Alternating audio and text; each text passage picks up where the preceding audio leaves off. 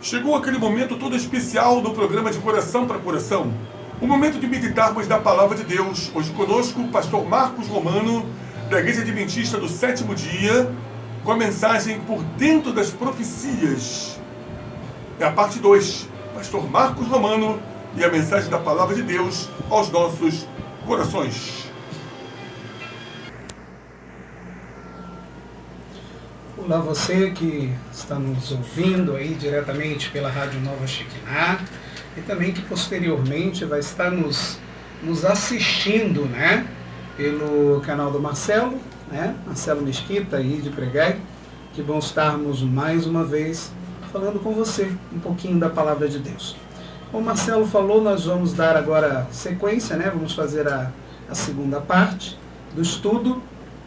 Por dentro das profecias, estudando um pouco mais a respeito das 7 igrejas do Apocalipse. Nós já falamos da primeira, da segunda e da terceira. Nós vamos entrar agora na 4ª igreja. Essa é a igreja de Tiatira, tá bom?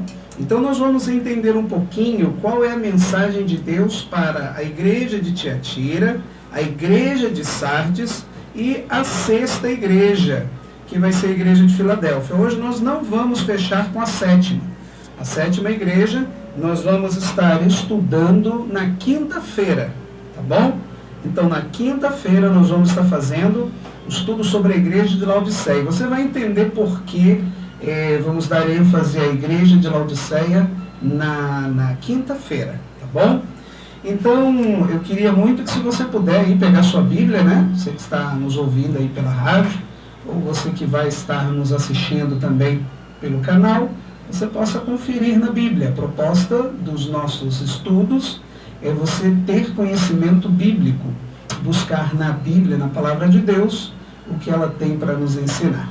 Mas antes de abrirmos a Bíblia, como é costume, vamos fazer uma oração. Amado e bom Deus, antes de abrirmos a Tua Palavra, nós pedimos que o Espírito Santo fale ao nosso coração, pois não é um livro comum que nós vamos estudar, e nós queremos receber orientação do autor desse livro.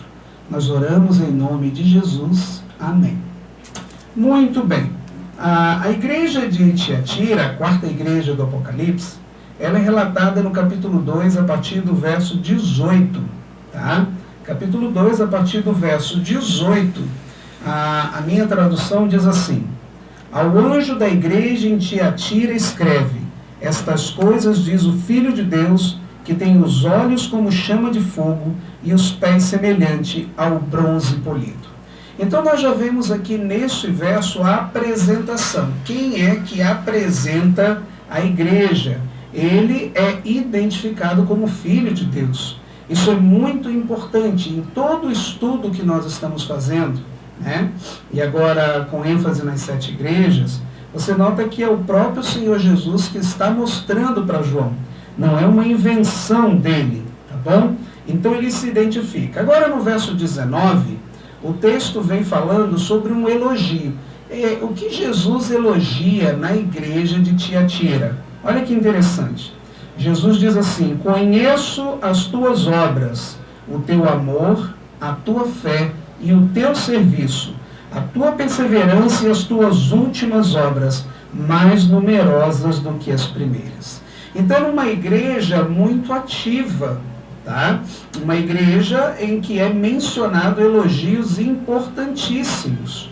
Uma igreja que tinha um amor, uma igreja que tinha fé, que era uma igreja que servia, perseverante. Mas nessa igreja também há uma repreensão. E essa repreensão está no verso 20. Além dela ser uma igreja com tantas características positivas, Jesus também precisava dar uma orientada nessa igreja, né? Era um período muito específico, nós vamos ver no aspecto histórico e também no aspecto profético. Olha o verso 20, diz assim, ó: Tenho, porém, contra ti o tolerares que essa mulher Jezabel, que a si mesmo se declara profetiza, não somente ensine, mas ainda seduza os meus servos a praticarem a prostituição e a comerem coisas sacrificadas aos ídolos. Então a repreensão aqui é muito séria. É apresentado E você sabe, né, nós já explicamos isso aqui, que quando o Apocalipse fala sobre mulher, não está falando de Jezabel, a mulher Jezabel, né, a rainha. Não, não é isso não. Mas esse período foi um período assim bem complexo, em que a igreja ela se deixou levar por muita coisa errada, que foi contra a vontade de Deus. Idolatria, prostituição, enfim. Nós vamos trabalhar isso também aqui no aspecto histórico dessa igreja.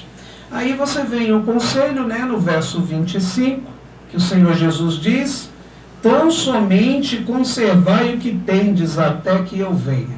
Ou seja, mantenha aquele mesmo amor, mantenha a mesma fé, o serviço, a perseverança. Jesus estava advertindo a igreja deste período para que ela se mantivesse. Então, entenda bem, Tiatira era uma igreja apostatada. Infelizmente, houve um período na história do cristianismo em que a igreja se apostatou. Tá? A palavra Tiatira, ela significa sacrifício de contrição. O que é isso? A cidade ela foi construída por Seleuco, um dos quatro generais de Alexandre o Grande. Isso você pode comprovar em qualquer livro de história. Isso por volta do ano 280 a.C. Ela era uma cidade muito formosa, tá? E famosa também por fabricar tecido. Você pode notar que em Atos capítulo 16, verso 14, melhor dizendo, o apóstolo Paulo ele se encontrava em Filipo e fala de uma mulher, né? Uma mulher que trabalhava com tecidos. Então, é muito provável que ela fosse representante de uma dessas fábricas que tinham nessa cidade, tá bom? Então agora a gente viu o aspecto histórico, mas Tiatira tem a sua importância profética. Ela representa, né, Tiatira, o mais longo período da igreja, que vai de 538 da era cristã, com o início da supremacia papal, até 1517. Ela fica no meio das 7 igrejas, né? Vamos colocar assim, como quarta igreja do Apocalipse, sendo por isso uma figura apropriada da Idade Média. Se você lembra das aulas de história, né, no colégio, a Idade Média foi um período assustador para o cristianismo, em que a igreja romana, né, perseguiu assustadoramente aqueles que não concordavam com o que estava sendo apresentado. O significado do nome Tiatira, né, contrição, sacrifício de contrição, representa adequadamente o período da história da igreja em que a fé simples, presta bem atenção nisso, ela foi mudada por meio da apostasia ou sacrificada. Ela foi substituída por obras e penitências. Tá?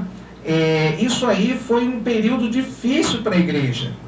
Um período muito complicado, de altas perseguições, em que servos fiéis que desejavam manter a sua fé na palavra de Deus foram levados à morte por isso. Tá bom? Então, lamentavelmente, a igreja nesse período se afastou da pureza da doutrina de Cristo. E com isso foi assimilando os dogmas e tradições do paganismo, que entrou, né, com uma força muito grande. E houve o que nós costumamos dizer de uma adaptação de interesses. Eles trouxeram os pagãos, se forjando cristãos, trouxeram seus dogmas, trouxeram a sua religião errada, idólatra, e isso foi introduzido. Esse período também testemunhou uma forte perseguição.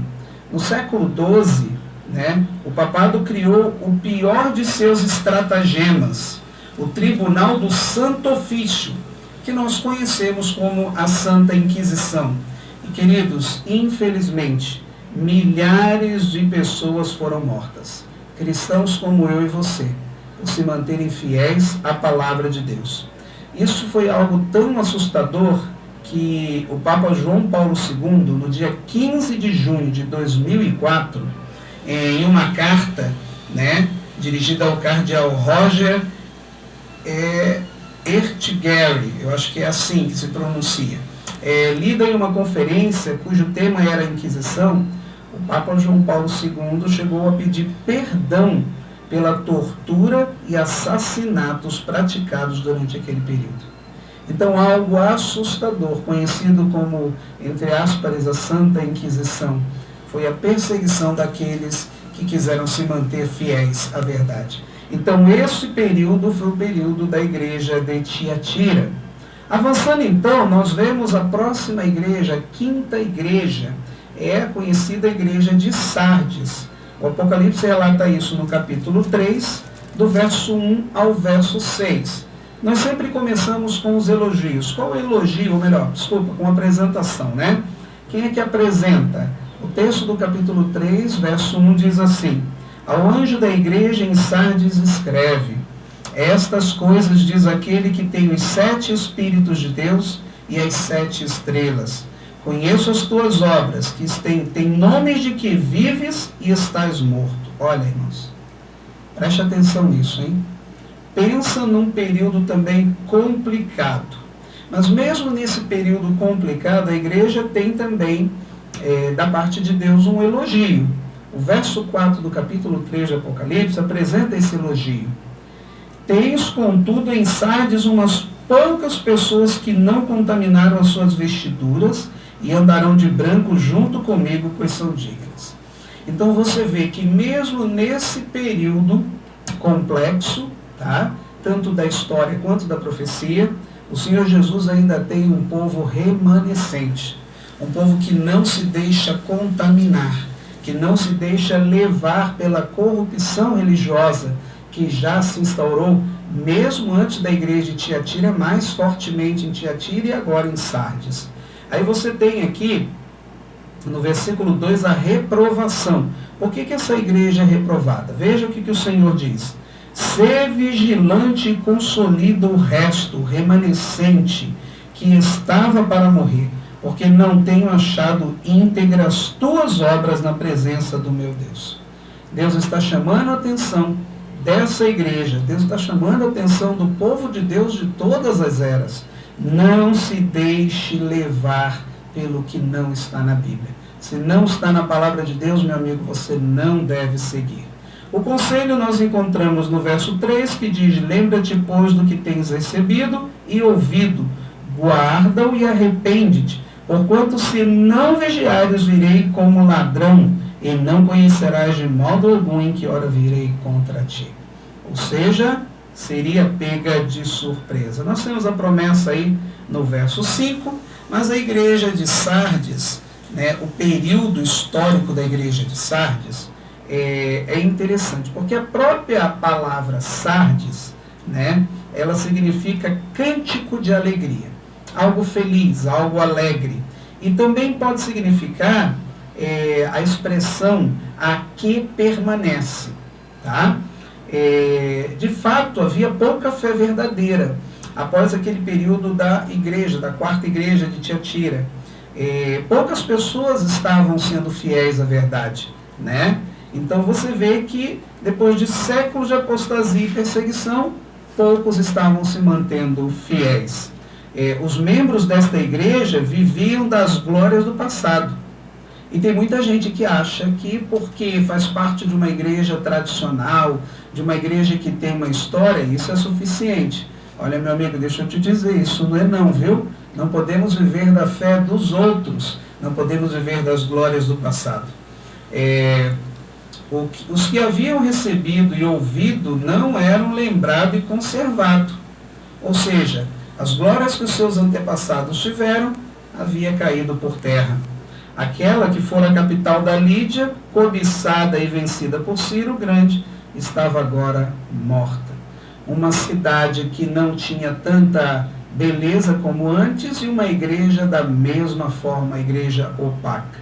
Que período profético nós encontramos, né, que o Apocalipse fala sobre essa igreja? Ele vai de 1517 a 1798 da nossa era. Os longos séculos de trevas morais e espirituais do período de Tiatira, que nós temos de 538 a 1517, né, deveriam dar lugar a um grande movimento de reforma. É nesse período, né, da igreja de Sardes que começa este grande acontecimento. Tá? Homens de Deus, como Lutero, Knox, Calvino, Zwinglio e outros, tá? Trouxeram o povo de Deus de volta à palavra de Deus, a Bíblia. Esse é conhecido como o movimento de reforma, tá bom? O marco desse movimento, desse retorno, pode ser datado em 31 de outubro de 1517, quando Martinho Lutero afixou na porta do castelo de Wittenberg as suas 95 teses sobre a justificação pela fé, combatendo em si o que a Igreja Romana estava apresentando sobre dogmas, sobre penitências, né? E ele apresenta ali que a salvação não era pelas obras, mas sim única e exclusivamente pela fé em Cristo Jesus. E isso dá aí o início, o pontapé desse movimento tão extraordinário que abalou as estruturas do mundo cristão. Jesus, em seu sermão profético, ele disse, né? Não tivessem aqueles dias sido abreviados, ninguém seria salvo, mas por causa dos escolhidos, tais dias seriam abreviados. Mateus 24, verso 22. Pela influência da reforma, a perseguição veio a termo antes de 1798, quando terminou o período da supremacia papal. Mas os servos fiéis de Deus não se deixaram abater. E você, se deixa abater pela perseguição? Pensa um pouquinho nisso aí. Então nós vamos agora à sexta igreja, a igreja de Filadélfia. Está no capítulo 3 de Apocalipse, do verso 7 ao verso 13. No verso 7 nós temos a apresentação, né? Ao anjo da igreja em Filadélfia escreve: estas coisas diz o santo, verdadeiro, aquele que tem a chave de Davi, que abre e ninguém fechará, e que fecha e ninguém abrirá. Mais uma vez Jesus apresenta esta verdade, apresenta esta igreja, tá? Essa igreja, ela tem um elogio no verso 8. Conheço as tuas obras, eis que tenho posto diante de ti uma porta aberta, a qual ninguém pode fechar, que tens pouca força, entretanto guardastes a minha palavra e não negastes o meu nome. Mesmo uma igreja com pouca força se manteve fiel, se manteve digna. É interessante que esta igreja, ela não tem reprovação. Não há uma reprovação por parte de Cristo. Há um conselho no verso 11 e a promessa no verso 12. No período histórico, né, a igreja foi reavivada, a igreja de Filadélfia, tá bom? A palavra Filadélfia significa amor fraternal, e é algo que muitas das vezes falta em nosso meio como cristãos. A cidade, ela foi fundada por volta do ano 150 a.C. A intenção do seu fundador, né, era torná-la centro da civilização grego-asiática. Ou seja, era um meio de espalhar a língua, tá, e os costumes gregos para os ocidentais da Lídia e da Frígia. Por isso, alguns também a chamam de cidade missionária. No aspecto profético, né, nós temos o seu período de 1798 a 1844. Em 1844 acontece algo bem chamativo no meio cristão. A igreja de Filadélfia, né, representa o período que vai de 1798, que é o final dos 1260 anos de supremacia papal. Você pode ver isso em Apocalipse 12, versos 6 e 13, verso 5, até 1844, que é o fim do período profético da profecia, a maior profecia bíblica de Daniel 8,14, que são as 2.300 tardes e manhãs, a purificação do santuário. Isso é um estudo que nós vamos fazer mais para frente. Este foi um período de notável atividade na obra das missões cristãs e na distribuição da Bíblia. Você sabia que a Sociedade Bíblica Britânica começou a funcionar em 1804 e a americana em 1816? Mas foi também um momento de grande interesse no cumprimento da profecia bíblica e do breve retorno de Jesus. O cumprimento dos sinais dados por Jesus em Mateus 24, 29, o escurecimento do sol e a lua vermelha como sangue, ocorreu em dia 19 de 5 de 1780. E um outro que é a queda das estrelas no dia 13 de 11 de 1833, indicava a proximidade do fim. Assim, o fim do século XVIII testemunhou a inauguração de um dos mais poderosos movimentos para a evangelização do mundo. O período de Filadélfia culminou com um grande movimento do segundo advento do século XIX. Através do estudo das profecias de Daniel e Apocalipse, a cristandade chegou a uma profunda convicção de que a volta de Cristo, meu povo, estava próxima. Este revivamento culminou numa grande decepção, que é conhecido na história cristã como o grande desapontamento. Mas isso nós vamos ver quando estudarmos o capítulo 10 de Apocalipse. Então fica aqui uma dica para você. Pegue tudo isso que a gente está passando. Anote aí no seu caderninho de estudos. Entre em contato aqui com o Marcelo na rádio. Nós vamos enviar para você o PDF completo desses estudos. E qualquer dúvida que você tiver, você pode entrar em contato com o Marcelo. O Marcelo vai me passar seu contato e a gente vai tirar essas dúvidas. Que Deus te abençoe. Se prepare. Jesus está voltando e nosso objetivo é salvar do pecado e guiar no serviço. Que Deus te abençoe. Um bom restante de dia para você é o nosso desejo. Amém.